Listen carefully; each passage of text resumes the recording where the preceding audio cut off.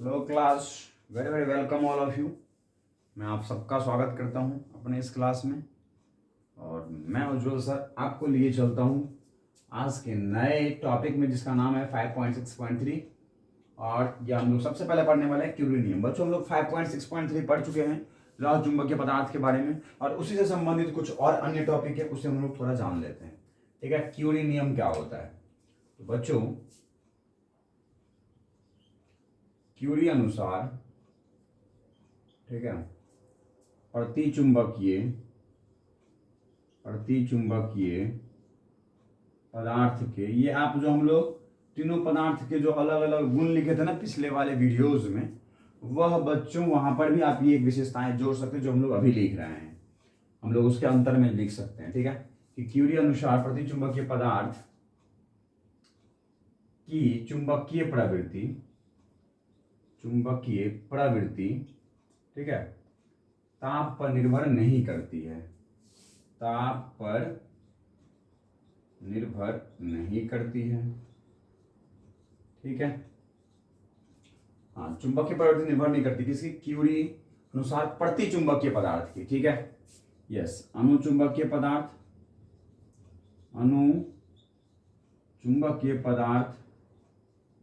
एवं लौह चुंबकीय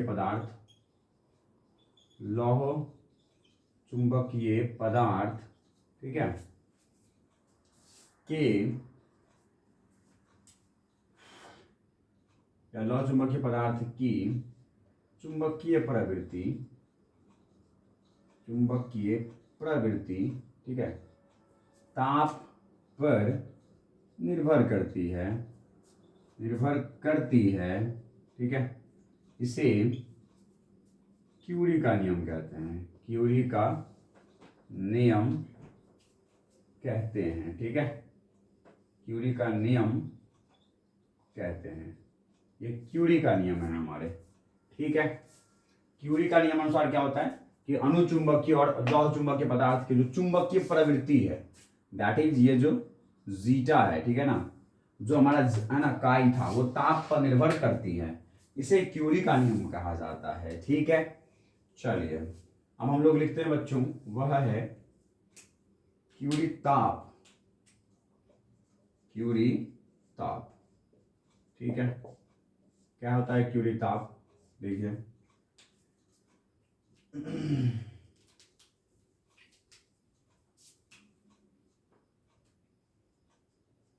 अनुचुंबकीय पदार्थ, ठीक है, अनुचुंबकीय पदार्थ या लौह चुंबकीय पदार्थ की, ठीक है, चुंबकीय प्रवृत्ति,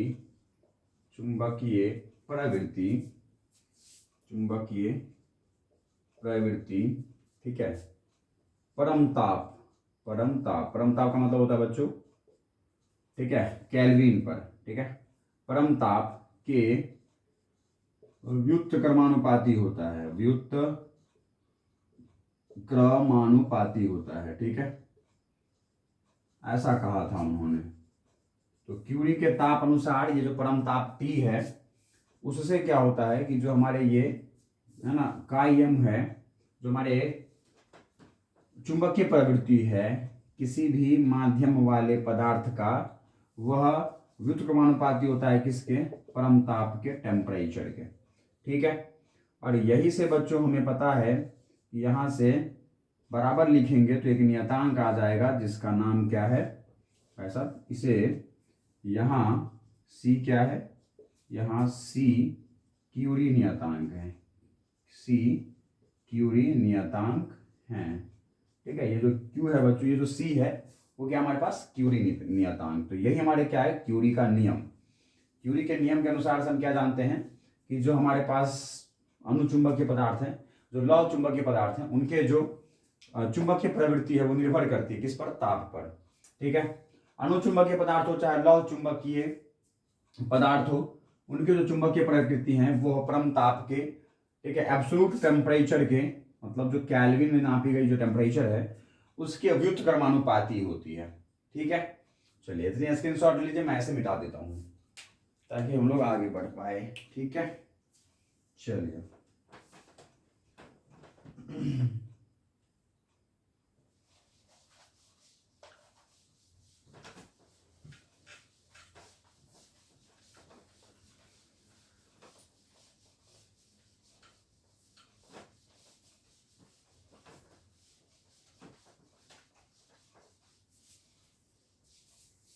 मिटा दे इसे।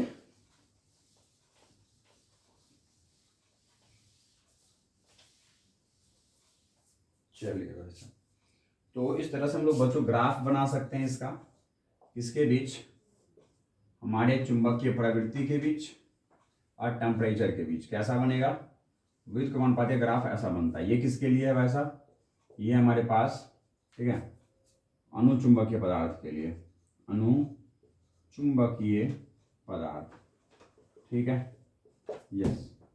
और जो लौह चुंबकीय पदार्थ के लिए कुछ अलग होता है, वह देखिए, ठीक है, किसी लौह चुंबकीय पदार्थ के परम शून्य ताप पर चुंबकीय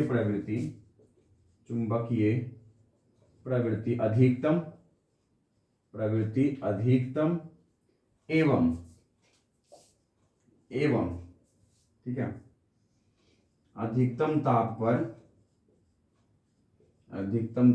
पर चुंबकीय प्रवृत्ति, ठीक है, चुंबकीय प्रवृत्ति शून्य हो जाती है। ठीक है, भाई साहब, जो लौह चुंबकीय पदार्थ हैं उसके परम शून्य ताप पर जो चुंबकीय प्रवृत्ति है वो अधिकतम रहती है, और अधिकतम ताप पर चुंबकीय प्रवृत्ति शून्य होती है। ठीक है, या एवं ताप बढ़ाने के साथ, ठीक है, प्रवृत्ति में कमी आती है एवं अधिकतम,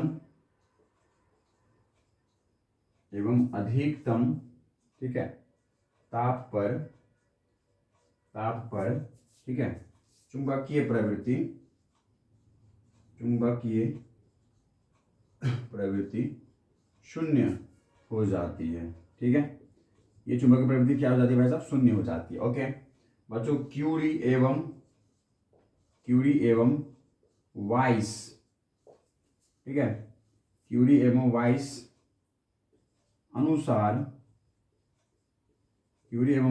अनुसार, ठीक है, लौह चुंबकीय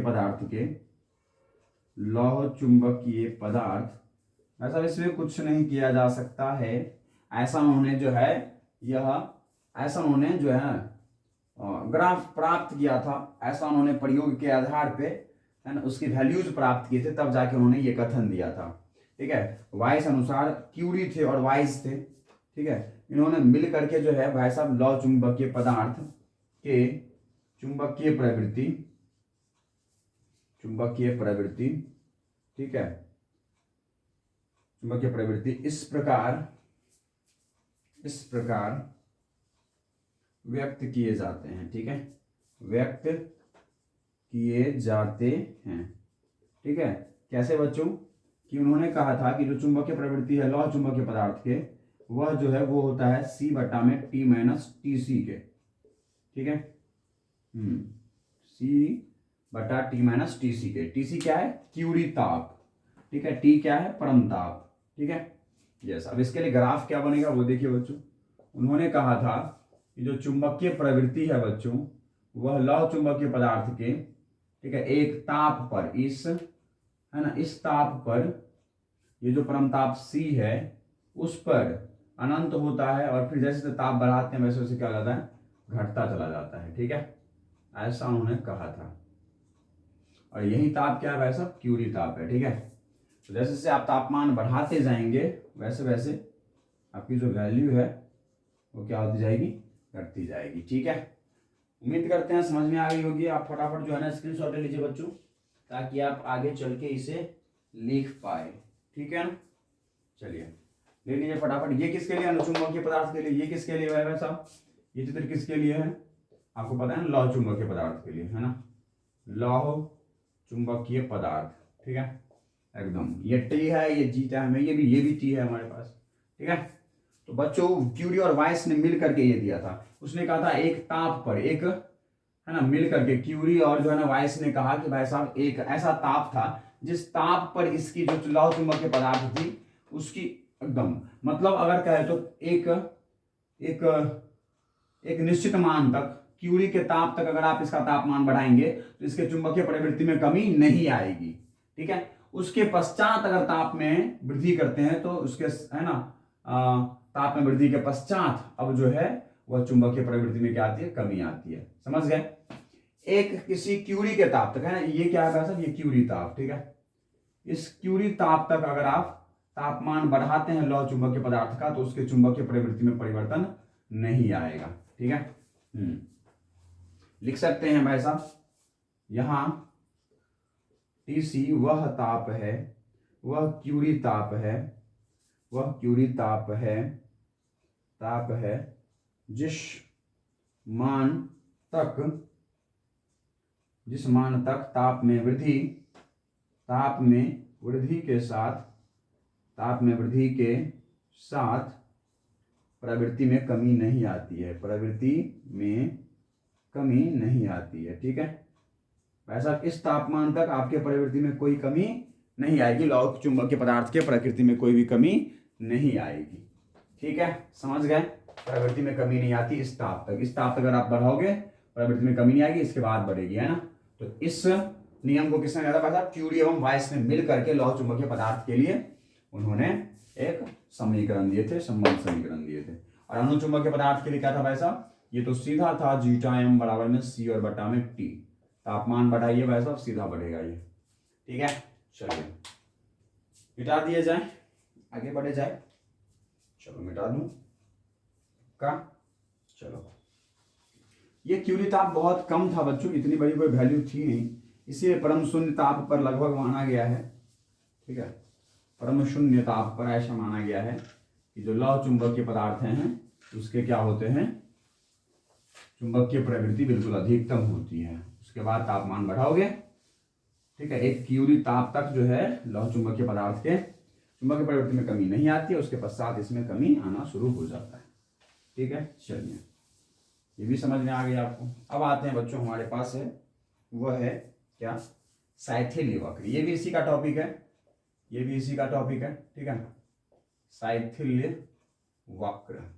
ठीक है, अब ये क्या होता है वो जानने की कोशिश करते हैं। ठीक है, शैथिल्य वक्र क्या होता है, इसको हम लोग हिस्टैरिसीस कर्व भी बोलते हैं। ठीक है, हिस्टैरिसीस कर्व, हिस्टैरिसीस कर्व बोलते हैं। ठीक है, चलिए जानते हैं हिस्टैरिसीस कर्व क्या होता है, हिस्टैरिसीस कर्व क्या होता है। ठीक है, देखिए बच्चों, लौह चुंबकीय पदार्थ, ठीक है, लौह चुंबकीय पदार्थ के चुंबकन क्षेत्र में, लौह चुंबकीय पदार्थ के लिए चुंबकन क्षेत्र H एवं, ठीक है, चुंबकीय प्रेरण, ठीक है, के मध्य बनाया गया वक्र, ठीक है, और शैथिल्य वक्र, ऐसा शैथिल्य वक्र या BH वक्र कहलाता है। क्या कहलाता है, BH वक्र कहलाता है। ठीक है, भाई साहब समझ में आ गई आपको, BH वक्र क्या है, शैथिल्य वक्र क्या है। भाई साहब लौह चुंबकीय पदार्थ के लिए चुंबकन क्षेत्र H एवं चुंबकीय प्रेरण B, है ना, के मध्य बनाया गया वक्र, ठीक है, बनाया गया ग्राफ क्या कहलाता है, शैथिल्य वक्र कहलाता है, या फिर हमारे पास BH वक्र कहलाता है। ठीक है, यस, चलिए कोई दिक्कत आपको नहीं होना चाहिए। चलो बच्चों, BH वक्र बनाया गया, ठीक है। चुंबकीय प्रेरण B या फिर चुंबकन तीव्रता I और इसके बीच भाई साहब चुंबकन क्षेत्र H के बीच, ठीक है, H के बीच -H और -B के बीच, ठीक है बच्चों। ग्राफ जो मिला वो देखो कैसा मिला, ये मिला बच्चों कुछ इस तरीके से, फिर कुछ इस तरीके से, ठीक है, फिर कुछ इस तरीके से, ठीक है, फिर कुछ इस तरीके से, फिर कुछ इस तरीके से, फिर कुछ इस तरीके से, फिर कुछ इस तरीके से, ठीक है।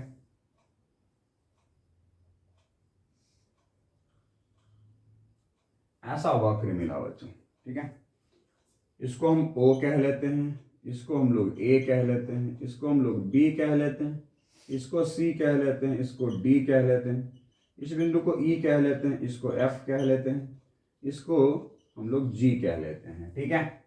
चलिए, यही है बच्चों हमारा शैथिल वक्र। इसके बारे में कहानी लिखना है, ठीक है, कहानी लिखना है अभी। शैथिल वक्र या फिर इसे हम लोग BH वक्र भी कहते हैं। ये किसके लिए है? लौह चुंबकीय पदार्थ भाई साहब, किसके लिए? लौह चुंबकीय पदार्थ, है ना, लौह चुंबकीय पदार्थ के लिए है ये शैथिल वक्र, ठीक है। चलिए देखिए, कहानी देखिए इसके बारे में, ये देखिए लौह चुंबकीय पदार्थ के लिए चुंबकन क्षेत्र में परिवर्तन करने से, ठीक है, परिवर्तन करने से क्या होता है? चुंबकीय प्रेरण, चुंबकीय प्रेरण या चुंबकन तीव्रता, चुंबकन तीव्रता में परिवर्तन आता है। क्या आता है बच्चों? परिवर्तन आता है, ठीक है। यह बात जो है यह देखा गया, ऐसा कुछ देखा गया, ठीक है। अब देखिए, लौह चुंबकीय पदार्थ के लिए, ठीक है, के लिए शैथिल्य वक्र, शैथिल्य वक्र एक सरल रेखीय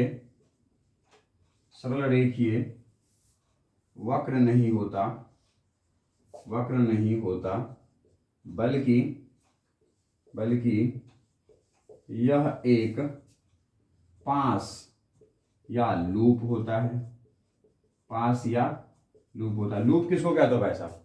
बंद पथ। देख लो, ये बंद ग्राफ प्राप्त हुआ है आपको, ठीक है, इसीलिए पास या लूप कहोगे इसको, ठीक है। ये कोई सरल रेखा नहीं है, एक सरल रेखा नहीं है, ठीक है ना। ये बात भी आपको पता चल गया है कि ये भाई साहब कोई सरल रेखीय वक्र नहीं है, ये एक बंद पास है, एक बंद लूप है, ठीक है, समझ में आई। चलिए अब आते हैं शैथिल वक्र प्राप्त करने के लिए H के मान में, ठीक है, वृद्धि एवं कमी लाने से,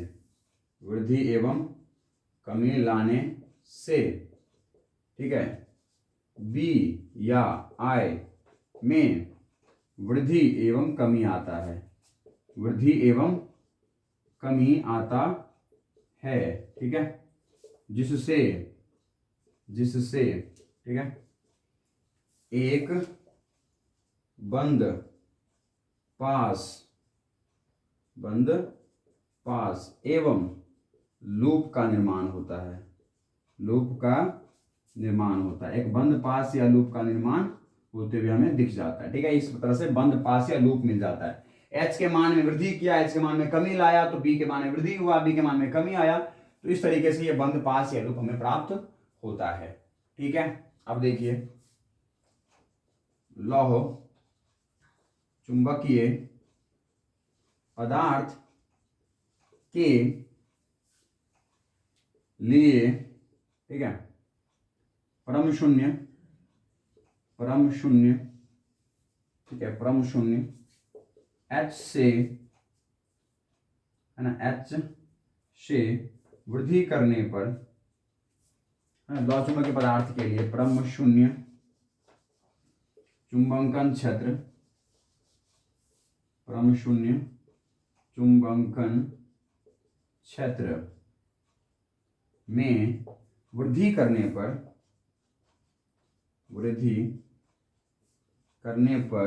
ठीक है, वृद्धि करने पर B में वृद्धि होती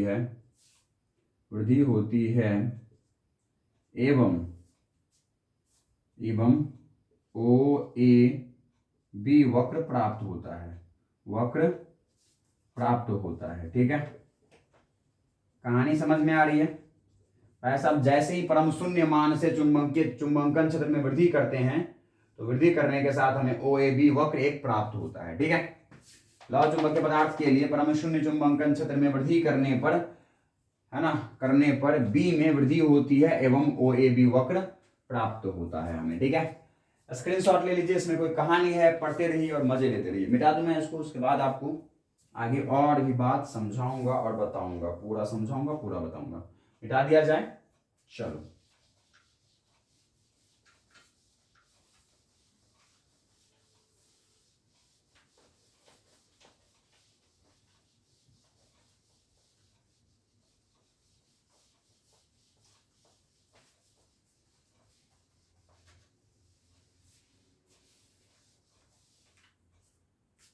देखिए अब क्या होगा,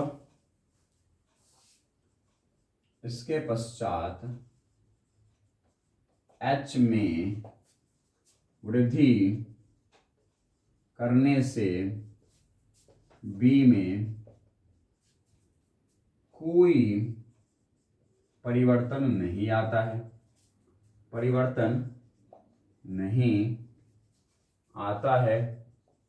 ठीक है भाई साहब, इसके पश्चात H में B से अधिक, है ना, B से अधिक वृद्धि करने से कैपिटल B में कोई परिवर्तन नहीं आता है। ठीक है, अर्थात, है ना, B बिंदु पर H चुंबकन क्षेत्र के लिए,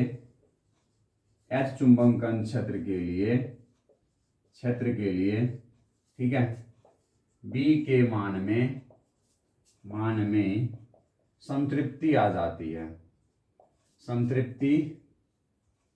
संतृप्ति आ जाती है। ठीक है, आ जाती है, इसलिए इसे संतृप्त क्षेत्र कहते हैं। क्या कहते हैं? संतृप्त क्षेत्र कहते हैं। किसे? बी बिंदु को। ठीक है, ये बी क्या है भाई साहब? ये संतृप्त क्षेत्र है। ठीक है, ये संतृप्त क्षेत्र है हमारा। ओके, यस, कोई दिक्कत? अब देखो, इसके पश्चात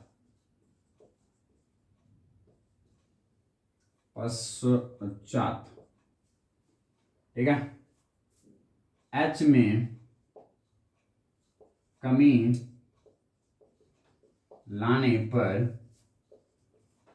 ठीक है, B में कमी आता है, B में कमी आता है, B में कमी आता है। ठीक है, तथा H शून्य होने पर, ठीक है, B होने पर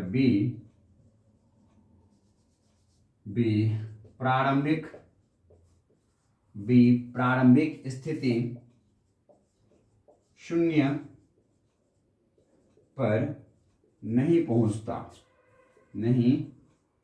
पहुंचता, ठीक है। अर्थात BC वक्र प्राप्त होता है, BC वक्र प्राप्त होता है, ठीक है भाई साहब। सर्वप्रथम जैसे जैसे H में वृद्धि लाए तो हमें OAB ग्राफ प्राप्त हुआ। B के बाद हम H में वृद्धि कर रहे थे, है ना, H में वृद्धि कर रहे थे स्मॉल b के बाद, तो कैपिटल B में इस बिंदु पर कोई भी वृद्धि नहीं हो रहा था, ग्राफ आगे नहीं जा रहा था। मैंने कहा चलो मजे लेते हैं ग्राफ का। मैंने क्या किया, अब H में कमी लाया। H में जैसे ही कमी लाने लगा बच्चों, तो ये वक्र में कमी आई, ठीक है, लेकिन ये शून्य पे नहीं पहुंच चुका, बल्कि मुझे BC वक्र प्राप्त हुआ, ठीक है। इस प्रकार, ठीक है, लौह चुंबकीय पदार्थ में,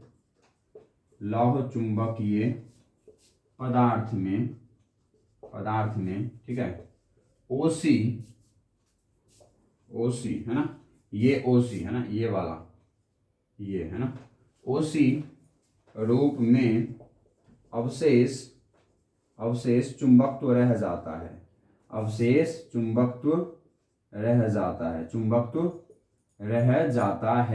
ठीक है, रह जाता है, जिसे अवशेष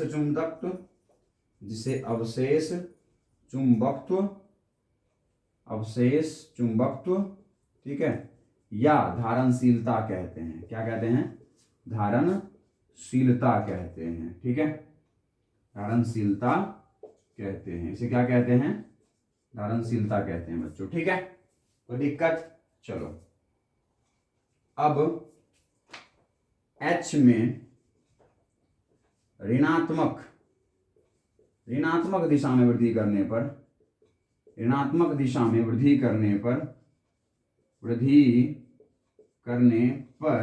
ठीक है, CD वक्र प्राप्त होता है, ठीक है, प्राप्त होता है, ठीक है। और B में D बिंदु पर शून्य प्राप्त होता है, ठीक है, शून्य प्राप्त होता है, ओके भाई साहब। अब हम लोग क्या करते हैं, C के बाद H में ऋणात्मक दिशा में वृद्धि करते हैं, H में वृद्धि करते हैं, है ना, तो फिर मुझे CD वक्र प्राप्त होता है, और D पर जो है वो B में शून्यता प्राप्त होती है। D बिंदु पर B क्या हो जाता है, शून्य हो जाता है, ठीक है, यस। अब भाई साहब OD, ये O से लेके D तक OD है ना, OD को, ठीक है,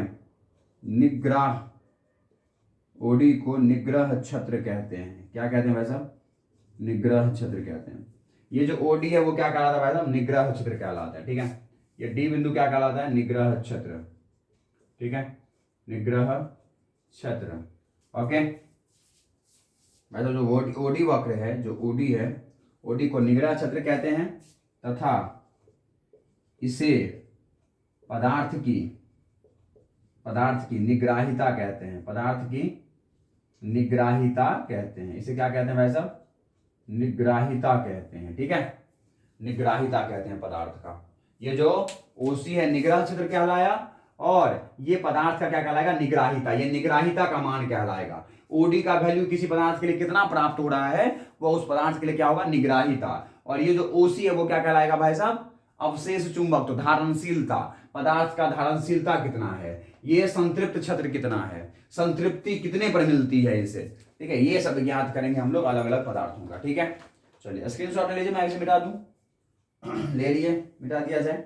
चलिए इस कहानी को अंजाम देते हैं भाई साहब, चिंता ना करें, अंजाम देने वाले हैं। अब इस कहानी में अंजाम आने वाला है, कहानी में अब अंजाम आने वाला है, ठीक है। देखिए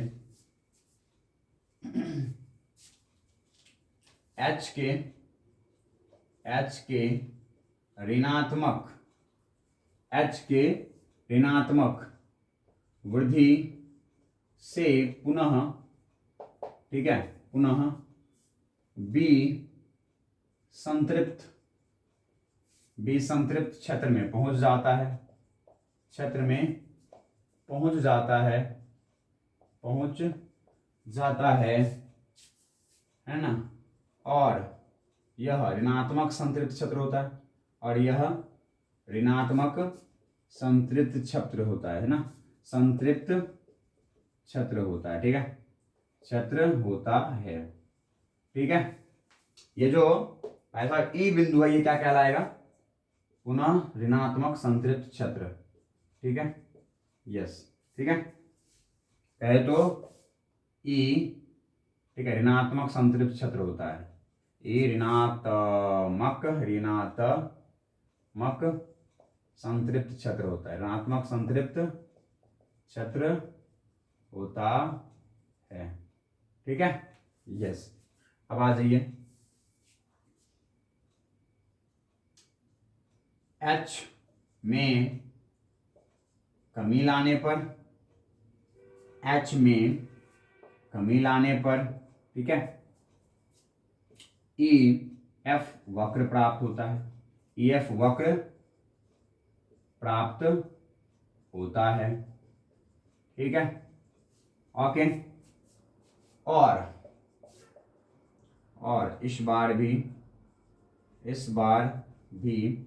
H शून्य प्राप्त होने पर, H शून्य करने पर, ठीक है, पदार्थ में है ना, O से लेके F तक पदार्थ में OF, ठीक है, अवशेष चुंबकत्व, OF अवशेष चुंबकत्व रह जाता है, चुंबकत्व रह जाता है। इसे भी हम लोग क्या बोलते हैं, धारणशीलता कहते हैं, ठीक है। अग्र में H में वृद्धि करने पर, अब आगे वृद्धि करने पर, ऐसा वृद्धि करने पर, ठीक है, FG वक्र प्राप्त होता है, वक्र प्राप्त होता है, ठीक है, एवं प्राप्त होता है, एवं B शून्य हो जाता है, ठीक है, हो जाता है, ओके। OG, O से लेके G तक है ना, OG क्षेत्र को बोली क्या कहेंगे, निग्रह क्षेत्र एवं पदार्थ की क्या कहलाती है, निग्राहिता, पदार्थ की निग्राहिता कहलाती है, पदार्थ की निग्राहिता कहलाती है, ठीक है। पदार्थ के H में वृद्धि करने पर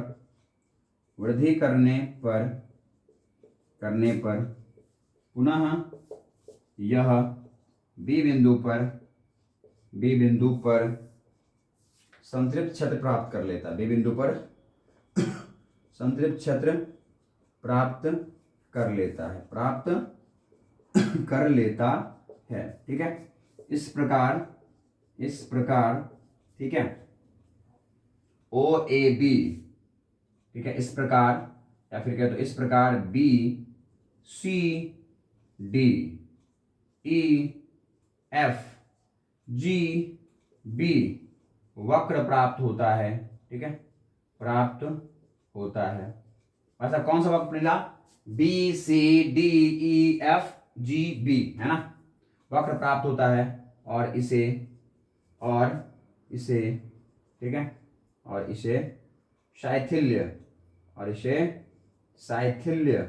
वक्र कहते हैं, शैथिल्य वक्र है ना, शैथिल वक्र, ठीक है, वक्र कहते हैं, ठीक है, शैथिल वक्र कहते हैं। क्या ये आपके कैमरे में विजिबल है, हाँ जी, ठीक है। स्क्रीनशॉट ले लीजिए बच्चों, स्क्रीनशॉट ले लिए, समझ रहे हो ना भाई साहब, क्या क्या प्रोसेस किया आप समझ रहे हो, कहानी पढ़ोगे समझ में आ गया कि डी से अब मैंने जैसे ऋणात्मक वृद्धि किया तो भाई साहब ई बिंदु मिला मुझे, फिर से संतृप्त हो गया, एच में ऋणात्मक वृद्धि करे, फिर से भाई साहब बी में कोई वृद्धि नहीं हो रहा है, फिर से मैंने घटाना शुरू किया, घटाया तो हमने एच तो जीरो ले आया, लेकिन हमारा जो चुंबक की तरफ बी है वो जीरो नहीं हुआ, फिर से हमने इसको कह दिया अवशेष चुंबक और धारणशीलता कह दिया, फिर से मैंने H में वृद्धि किया, धनात्मक वृद्धि किया, तो इस बार हमारा ग्राफ FG प्राप्त हुआ और हमारा जो B है वो शून्य पर आ चुका।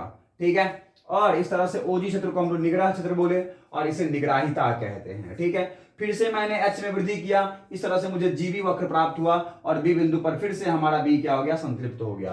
तो इस तरह से मुझे एक बंद पाश प्राप्त हुआ। ठीक है, इस प्रकार जो है ना BGCF वक्र प्राप्त होता है, बंद वक्र प्राप्त होता है, बंद वक्र प्राप्त होता है, इसे ही क्या कहते हैं, शैथिल वक्र कहते हैं। ठीक है, लौह चुंबकीय पदार्थ का शैथिल वक्र कहलाता है। ठीक है, जल्दी फटाफट भाई साहब इसका स्क्रीनशॉट ले लो, मैं इसे मिटा दूं। स्क्रीनशॉट ले लीजिए, मैं इसको मिटा दूंगा। मिटा दूं पक्का? बोलो बोलो, पक्का मिटा दूं? चलो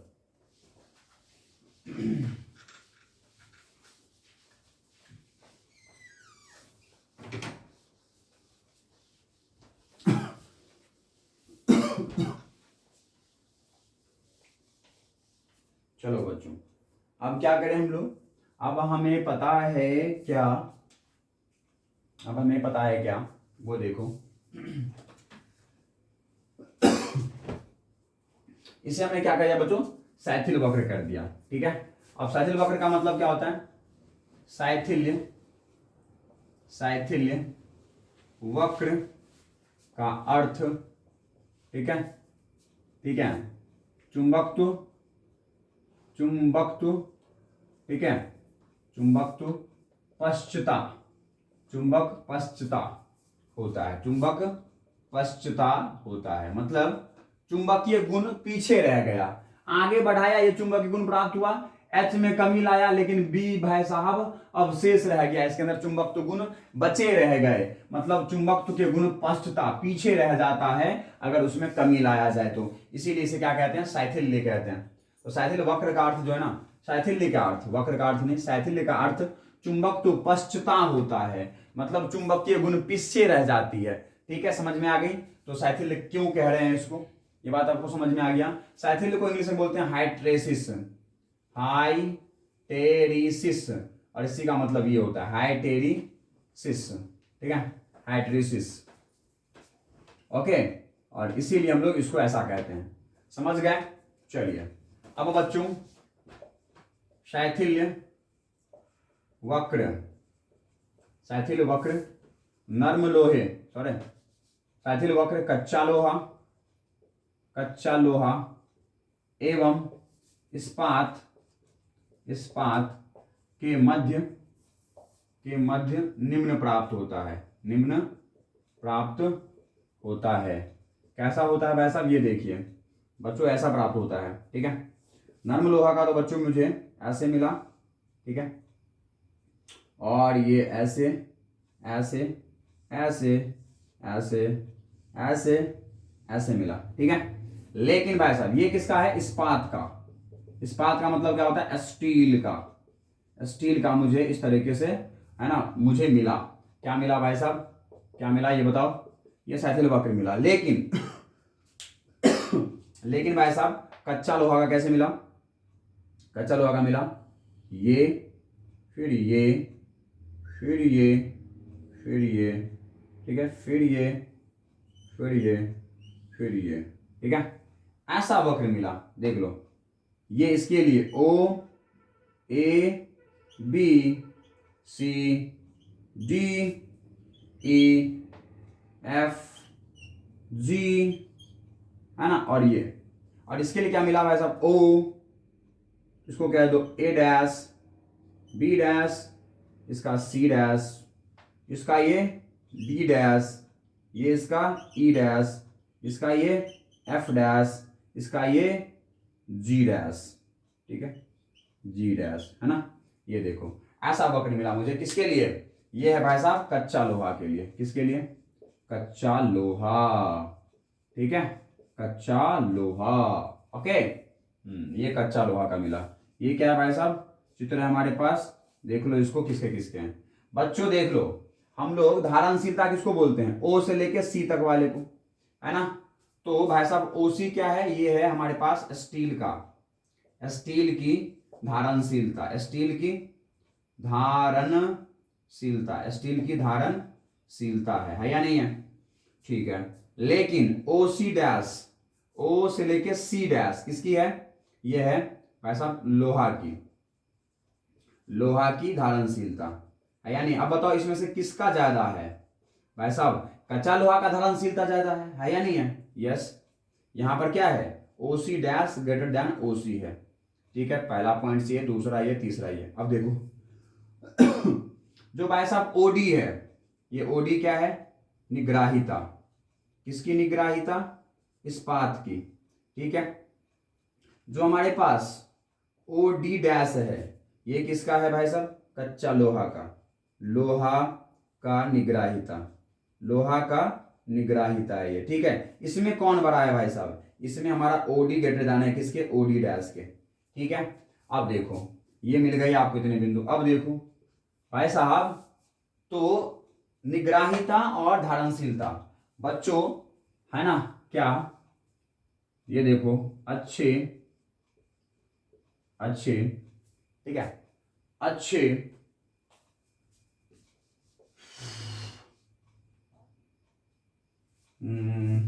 ऐसा करते हैं बच्चों, नया टॉपिक पढ़ेंगे हम लोग। ये है स्क्रीनशॉट ले लीजिए फटाफट, इसका ले लीजिए, स्क्रीनशॉट ले लीजिए, ले लिए पक्का।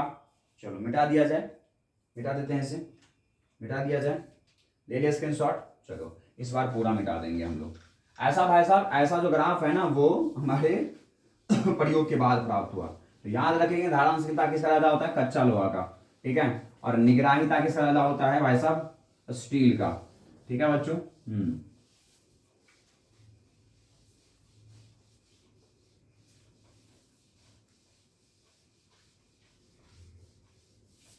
देखो बच्चों, दो जो है ना वो स्टोरी और जाननी है, वह है 5.7, आपका नया टॉपिक है जिसका नाम है क्या, जिसका नाम है भाई साहब अस्थाई चुंबक, अस्थाई चुंबक एवं, ठीक है, विद्युत चुंबक।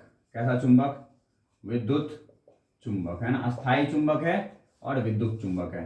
सबसे पहला जान लेते हैं अस्थाई चुंबक क्या होता है, ठीक है। अस्थाई चुंबक क्या होता है, ये देखो, लौह चुंबकीय पदार्थ, लौह चुंबकीय पदार्थ, ठीक है, जिसे चुंबकन क्षेत्र में, चुंबकन चुंबकन क्षेत्र में रखने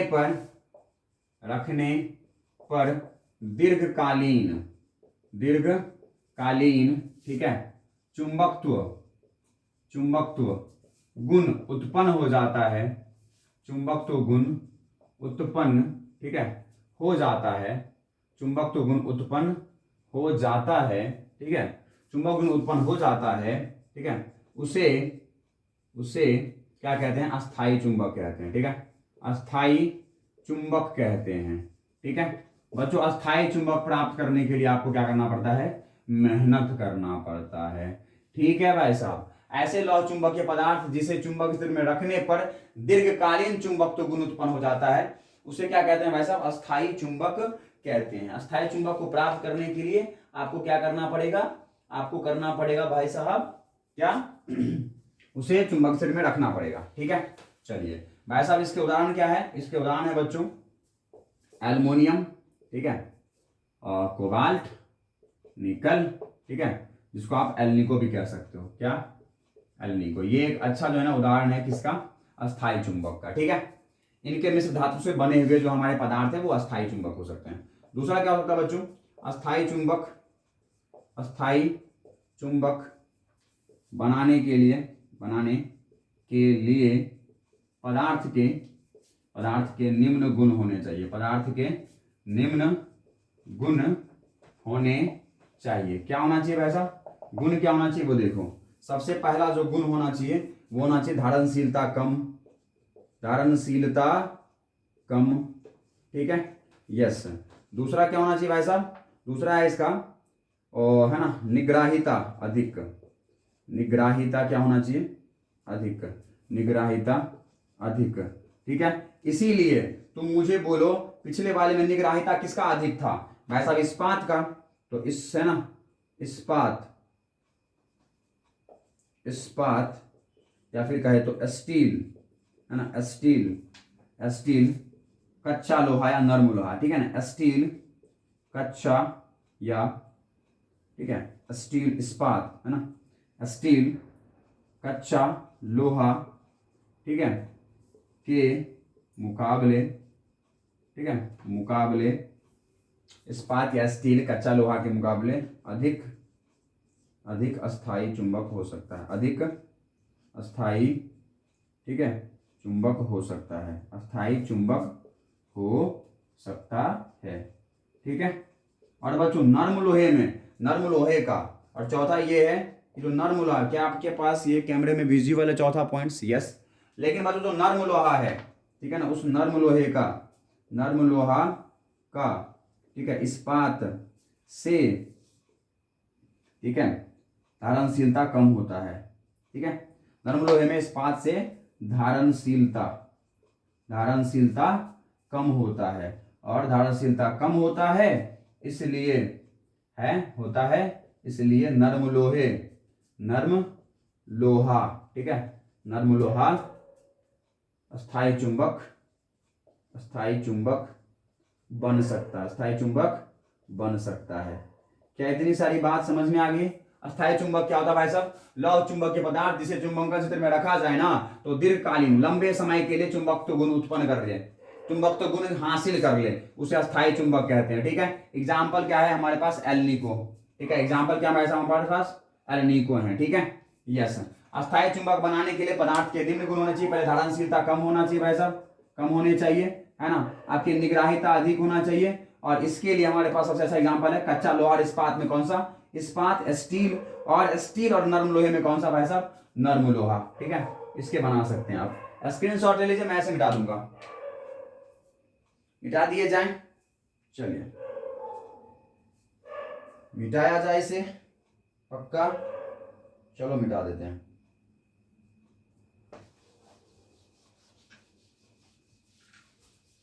अब देखेंगे विद्युत चुंबक,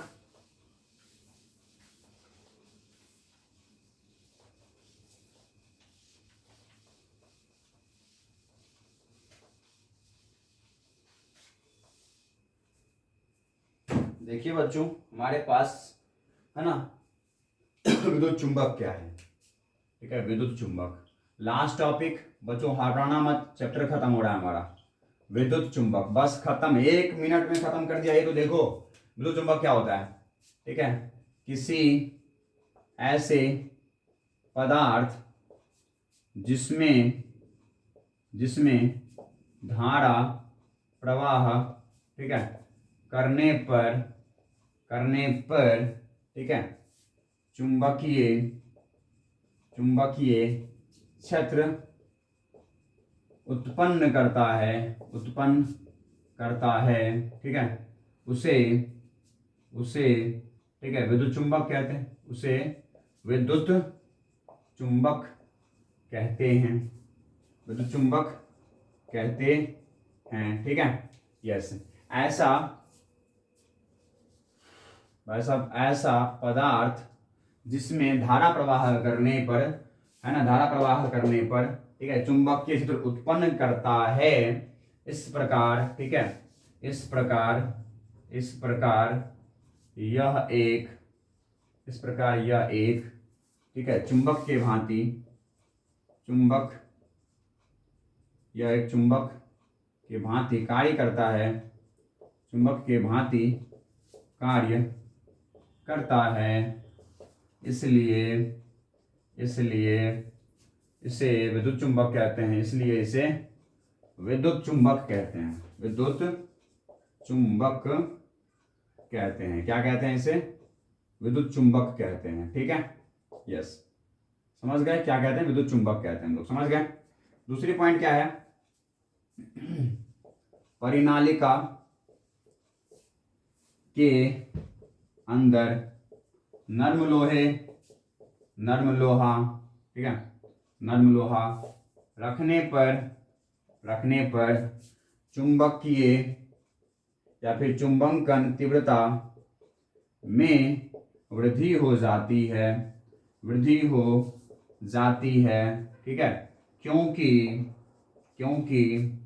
इसमें, ठीक है, क्योंकि इसमें अस्थाई चुंबकत्व, अस्थाई, ठीक है, अस्थाई चुंबकत्व, चुंबकत्व गुण आ जाता है, ठीक है। हाँ, अस्थाई चुंबकत्व गुण आ जाता है, ठीक है, कुछ देर के लिए अस्थाई हो जाता है। और बच्चों तीसरी क्या कि चुंबकन है ना, धारा, तीसरा ये है कि धारा प्रवाह, ठीक है, धारा प्रवाह रोकने पर एवं चुंबकीय क्षेत्र, चुंबकीय क्षेत्र समाप्त होने पर, समाप्त होने पर, है ना, समाप्त होने पर, ठीक है, विचुंबकन, विचुंबकन हो जाता है, विचुंबकन हो जाता है। इसलिए, इसलिए, ठीक है, इसलिए नर्म लोहे को, इसलिए नर्म लोहे को, ठीक है, नर्म लोहे, नर्म लोहे को, नर्म लोहे के ऊपर परिनालिका, परिनालिका स्थापित की जाती है, स्थापित की जाती है, ठीक है। और इस प्रकार, और इस प्रकार, और भाई साहब स्थापित है की जाती है ना, और इस प्रकार यह एक दंड चुंबक, दंड चुंबक की भांति, भांति, ठीक है, कार्य करता है, ठीक है, समझ गए भाई साहब। नर्म लोहा अच्छा है, अच्छी तरह से आप इसे यूज ले सकते हैं। अगर आप इसे परिनालिका के अंदर रखें तो भाई साहब इसमें अस्थायी चुंबकत्व गुण आ जाता है। और यदि आप चुंबकीय क्षेत्र हटा दें, अगर आप धारा प्रवाह रोक दें तो चुंबक क्षेत्र गायब हो जाएंगे, और चुंबक क्षेत्र गायब हो गए तो भाई साहब ये भी विचुंबकित हो जाता है, विचुंबकन हो जाता है, ठीक है, विचुंबकित हो जाता है, विचुंबकित, चुंबकित हो जाता है, ठीक है, जल्दी से हो जाता है। इसीलिए आप भाई साहब, ठीक है, इसीलिए आप क्या कर सकते हैं, नर्म लोहे का प्रयोग ले सकते हैं, क्या बनाने के लिए, परिनालिका को दंड चुंबक में, है ना, परिवर्तन करने के लिए। और दंड चुंबक पता है आपको, जो एक लंबे समय तक आपको चुंबकीय क्षेत्र देता रहेगा। इस तरीके से विद्युत रूप में विद्युत चुंबकीय जो है ना, विद्युत चुंबक आपको प्राप्त हो जाएगा, ठीक है। अब इसका प्रयोग करते कहां है भाई साहब, ट्रांसफॉर्मर बनाने में। बच्चों विद्युत चुंबक कहां बनाई जाती है, नर्म लोहे का प्रयोग कहां करते हैं, ट्रांसफॉर्मर बनाने में। जो हमारे पास अस्थायी चुंबक था बच्चों, वो उसका हम लोग कहां करते हैं, अस्थायी चुंबक का प्रयोग कहां पर, वोल्टमीटर में, अमीटर में, ठीक है ना। उसमें हम लोग अस्थायी चुंबकीय जो है ना गुण उत्पन्न करने के लिए उस पदार्थों को प्रयोग करते हैं, एल्निको को प्रयोग कर सकते हैं हम लोग, ठीक है। और भाई साहब विद्युत चुंबक कहां हम लोग प्रयोग करते हैं, तो हम लोग इससे ट्रांसफॉर्मर बनाने में, ठीक है ना। ट्रांसफॉर्मर को बनाने के लिए हम लोग नर्म लोहा लेते हैं बच्चों, नर्म लोहे के ऊपर हमने धारावाही चालक लगा देते हैं। इससे क्या होता है भाई साहब, इससे क्या होता है कि धारावाही चालक से चुंबक क्षेत्र उत्पन्न होती है, और चुंबकीय क्षेत्र जो है वो नर्म लोहे में को भी चुंबकित कर देता है, और इस तरह से चुंबकीय क्षेत्र अधिक उत्पन्न होते हैं वहां पर, ठीक है ना, बिल्कुल। और जैसे ही धारा आप प्रवाह करना बंद कर दोगे तो नर्म लोहे जल्दी से विचुंबकित भी हो जाती है, ठीक है। मतलब अवशेष चुंबक जल्दी से इसका शून्य हो जाता है। अवशेष चुंबक ज्यादा होता है लेकिन जल्दी से शून्य हो जाता है। बेटा धारणशीलता अधिक होना चाहिए लेकिन निग्राहिता जल्दी से 0 हो जाए, है ना। हाँ, तो भाई साहब निग्राहिता कम होना चाहिए, ठीक है ना। बेटा धारणशीलता कम होना चाहिए और निग्राहिता क्या होना चाहिए, अधिक होनी चाहिए, ठीक है ना। तो भाई साहब इसकी धारणशीलता जो है वो क्या होती है, कम होती है नर्म लोहे की, इसीलिए आप इसका प्रयोग कर सकते हैं, ठीक है। जल्दी से वो शून्य हो जाता है, ज्यादा अवशेष चुंबक तो रहता नहीं है एच के हटाने पे, समझ गए ना। नर्म लोहे का भाई साहब धारणशीलता कम होता है, समझो इस बात को, लिखवा दिया मैंने। मतलब वो अवशेष चुंबक तो उसमें कम रहता है, मतलब कहे तो अगर एच का मान 0 किया जाए तो जल्दी से वो विचुंबकित हो जाता है। इसीलिए भाई साहब ट्रांसफॉर्मर को बनाने में हम लोग पढ़ेंगे, किस चैप्टर में पढ़ेंगे भाई साहब, हम लोग पढ़ेंगे बच्चों 7वें चैप्टर में पढ़ेंगे हम लोग ट्रांसफार्मर के बारे में। तब आपको पता चलेगा कि नर्म लोहे का प्रयोग क्यों लेते हैं वहां पे और कैसे लेते हैं, ठीक है। चलो बच्चों, तो आपका चैप्टर खत्म हो चुका है, द एंड हो चुका है, और मैंने आपको उम्मीद करता हूं कि अच्छे से समझाया है। जिस किसी भी टॉपिक में आपको प्रॉब्लम है आप मुझे बताइएगा, ठीक है। हंसते खेलते मुस्कुराते रहिए, पढ़ाई करते रहिए और देखते रहिए उज्ज्वल सर के वीडियोस। अगली बार मिलते हैं, till then bye bye, good night and thank you to watch my this video, bye bye, thank you.